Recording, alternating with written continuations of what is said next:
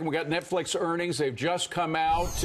Nicole, what are they? Breaking through these, David, right now, the key now is that you're seeing Netflix trading up about $7. Had started off to the downside about 1%, moving higher now in the last couple of minutes, 2.9%. You could see it at 2.20848. That would be all-time highs. Some of the numbers that are coming out here, the fourth quarter total net streaming ads, 6.3 million. That beats the estimate of 6.29 million. The domestic net streaming ads, 850,000 versus 774 estimate.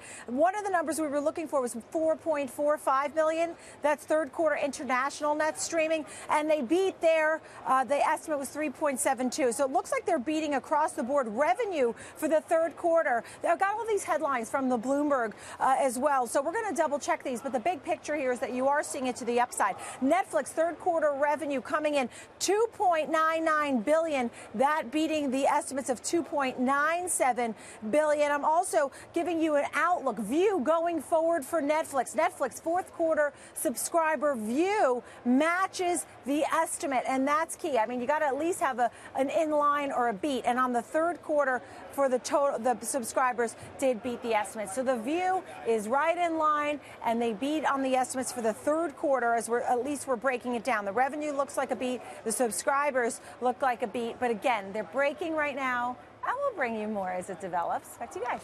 All right, Nicole, thank you so much. Adam, let me go back to you. So they said 4.4 million net subscribers. There were some whispers that that number could be as high as 4.5.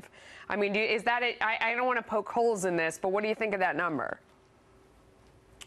Well, without coming on the specific number, which I'm just hearing for the first time as well, the key to Netflix is that for years they were surprisingly U.S. oriented, with just a few countries outside the United States. Now they're declaring the rest of the world their target ground, and it looks like they're succeeding at that, which is why I think investors are enthusiastic. Yeah, Dan, let me ask you. You know, so they beat on revenue.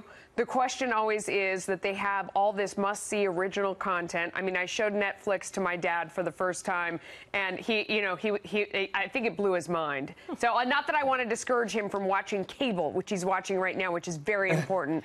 But Netflix as an add-on, Dan, do you think that their prices, as they go up, it discourages some people, but they have to pay for what they have now, which is tremendous content? Well, I don't think the prices will discourage people. I mean, let's say you're paying $100 a month for your cable. You've got a long way to go before you have to pay that much for Netflix. And it's just a tremendous ocean of product to look at.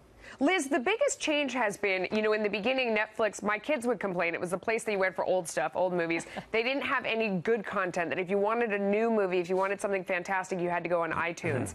I have to say that has dramatically changed from a user experience. Do they keep it going? Hulu's making a huge play. Yeah, I mean, this is their big new challenge, right? The huge investment that they're making. We're talking revenues, but really the issue down the road is going to be the profitability of sinking $7 billion, I think it was last number released, on new content formation. Meanwhile, they're going to be losing all the Disney product, which seems to me to have been just a real honeypot for them. I mean, the Disney franchises go on and on and on, hugely successful. So I think it's a little risky. We'll see. They obviously think they can do it. They've hired some very high-priced talent, but that's what we really don't know yet. Yeah, no, that's a great point. Thanks to all three of you.